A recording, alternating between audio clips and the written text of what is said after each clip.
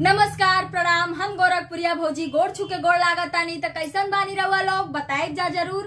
और उम्मीद बा कि आप लोग स्वस्थ होखब, मस्त होखब, व्यस्त होखब और जहाँ भी होखब जबरदस्त होखब। तो माता रानी करें, भगवान करें कि आप लोग स्वस्थ रही, अपने घर में रही, सुरक्षित रही। और ये वीडियो हम बनावतानी सूर्या भोजपुरी ऑफिशियल चैनल खातिर।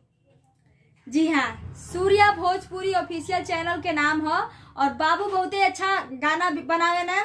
और सूर्या रिकॉर्डिंग स्टूडियो, इनका रिकॉर्डिंग स्टूडियो भी बा, जौन की में लाइव कैसे गाना गवावल जाला, कैसे गाना गावल जाला, कैसे नया सिंगर के गाना सिखावल जाला। बाबू ऐसा बहुत अच्छा वीडियो बना के डाले न।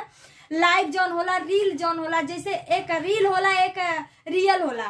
तो रील जौन होला कि जौन लिपसिंग कइल जाला, और रियल जौन होला अपने मुंह से कहल, जैसे हम अपन मुंह से बोलतानी, एक रियल कहल जाला। तो ऐसे ही बाबू अपने मुंह से गा के अपने स्टूडियो में लाइव गाना गवा के नया सिंगरन के दिखावे नी। और बहुत ही अच्छा, बहुत ही गजब बाबू वीडियो बनावे नी। तो रउआ लोग के कहीं दूरे ना जाए के बा, कहीं इथी ना जाए के बा।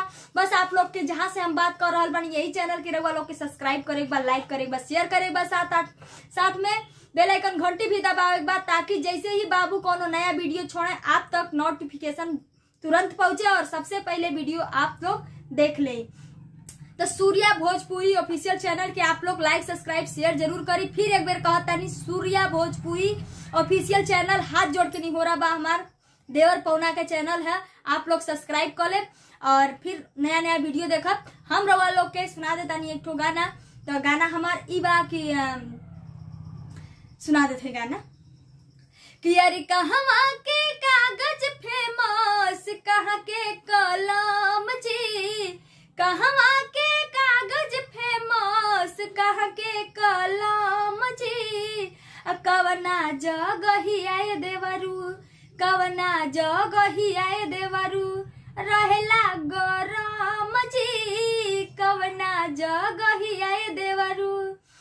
तो हम गाना के रूप में आप लोग से सवाल पूछ देले बानी, तो हम जवाब भी दे रहल बानी कि अरे एमपी के कागज फेमस, यूपी के कलम जी, एमपी के कागज फेमस, यूपी के कलम जी। रहे राजस्थान ये देवरू, रहे राजस्थान ये देवरू, हरदम गरम जी, रहे राजस्थान ये देवरू। तो सूर्या भोजपुरी ऑफिशियल चैनल के रउआ लोग सब्सक्राइब कर ले और साथ में लाइक भी करब, शेयर भी करब, साथ में बेल आइकन घंटी भी दबा दे। हम रउआ लोग से एक तो छोट के चुटकुला सुना देते हैं कि सबके उ कहेला कि दूध पियला से ताकत आवेला। हमरे कहने का मतलब ये है कि 5 गिलास दूध पी लो लेकिन ताकत ना आई। 5 गिलास दूध पी के देवाल हिलाइले कोशिश करो, देवाल ना हिली। लेकिन 5 गिलास दारू पी लो, देवाली की तरफ ताकि तो खाली तुरंत देवलिया हिल जाए का, एकदम भरभरा जाये। तब फिर ऐसे ही मिला एक नया वीडियो में। तब तक के लिए नमस्ते, प्रणाम, जय हिंद। अगर आप सबके हमारा नया गाना सुनने के हुई तो इस चैनल के जरूर सब्सक्राइब करें और बेल आइकन के दबावल ना भूलिए।